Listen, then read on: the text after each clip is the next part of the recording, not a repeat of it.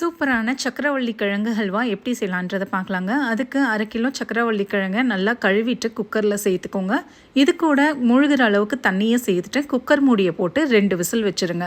2 விசிலுக்கு அப்புறம் சக்கரவள்ளி கிழங்கை வெளில எடுத்துட்டு அது மேலே இருக்க தோல் எல்லாத்தையும் எடுத்து மிக்ஸி ஜாரில் சேர்த்துட்டு இதை மைய அரைச்சிக்கோங்க. இப்போ ஒரு கடாயை எடுத்துக்கோங்க. இதில் 1 கப் அளவுக்கு நாட்டு சக்கரை, 1/2 கப் அளவுக்கு தண்ணியை சேர்த்து அடுப்பு தீயை ஹை ஃப்ளேமில் வச்சு இதை 1 நிமிஷம் கொதிக்க விடுங்க. போதும், பாகு பதம்லாம் வேண்டாம். இப்போ அரைச்சி வச்சுருந்த கிழங்கை இதில் சேர்த்துட்டு மிதமான சூட்டில் இது 3லேருந்து 4 நிமிஷம் நல்லா கலந்து விட்டுட்டே இருங்க. ஹல்வானாலே கலந்துக்கிட்டே இருக்கணும்.